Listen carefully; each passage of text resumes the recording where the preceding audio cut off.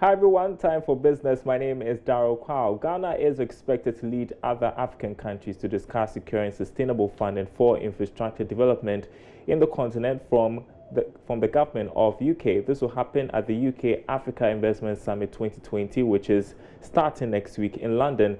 President Akufo-Addo will use the opportunity to hold talks with Prime Minister Boris Johnson and other UK government officials. President Akufo-Addo will use the opportunity to hold bilateral talks with Prime Minister Boris Johnson and other government officials on trade-related concerns by businesses in Ghana and the UK, as well as announce some grants for key projects in Ghana. The summit brings together UK and African leaders alongside international finance institutions to showcase new partnerships that create jobs and boost mutual prosperity. British High Commissioner to Ghana, Ian Walker, is hopeful that the two governments will use the opportunity to move forward economic policies, including the digitization agenda. Investments in infrastructure, for example, in water, that we're seeing through on the private sector side through Africa, and a move to have the UK and Ghana work in lockstep on things like digitisation as we see Ordnance Survey come into the country. And this for me is the evolution I'm talking about. It's much less about aid, in inverted commas, and much more about how do we use the long-term relationship between the UK and Ghana, the UK's commitment to development finance, that's the kind of patient capital that we think will be of benefit to Ghana, to deal with some of the longer-term underlying challenges faced here, but to really importantly bring in investment, to bring in jobs, and to kind of grow trade by which countries actively choose to work with each other. The Commissioner also disclosed that Ghana's export to the UK increased significantly in 2019. But I do know that bilateral trade, for example, went up quite significantly last year between the UK and Ghana. I think it's about, I don't know if you have the figures to hand, it was 20-something% it went up.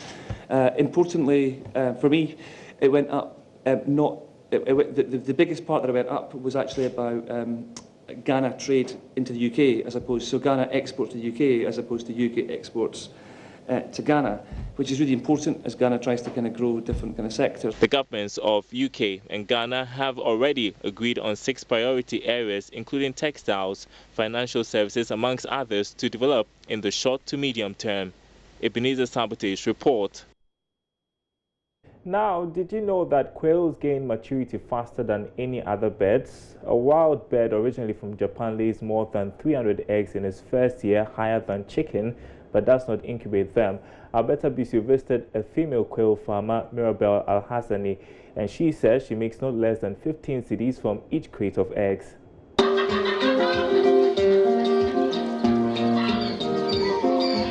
So this structure, in some few months, will become a big quail farm for an entrepreneur.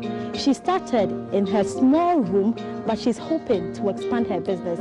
You want to find out from her how she's catching in despite this uncompleted building. Mirabel is a filmmaker, but hopes to make her quail farming a permanent business after experiencing substantial growth in sales barely a year after she started her business. Anytime, anywhere, I'm quail. Oh, yes. An estimated 1.4 billion quails are farmed annually for their meat and eggs, with over 80% produced in China. However, in Ghana, the business is gradually catching up.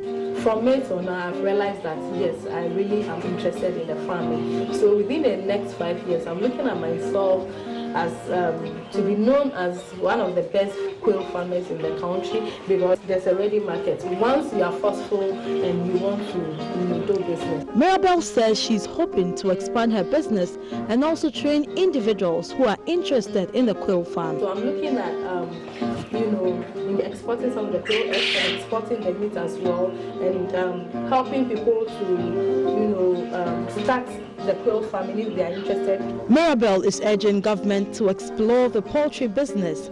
She's also encouraging every individual interested in the farming business, as she rates it as the best business which generates good income.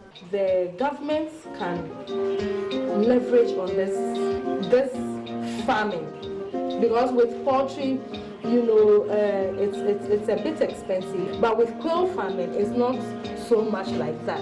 So the youth who are unemployed, not only the youth, people can do it as side jobs. You don't need much. Despite their commercial benefits, quail eggs are said to have some health benefits. They are high in nutrients and good source of protein for people who are allergic to chicken. So out of curiosity, Mirabelle gets about 3 crates within a day from quail farming. She tells me it has been a very good business for her, and she's entreating everyone who is interested in quail farming to also enter into this business. Alberta BCU reporting for Joy Business.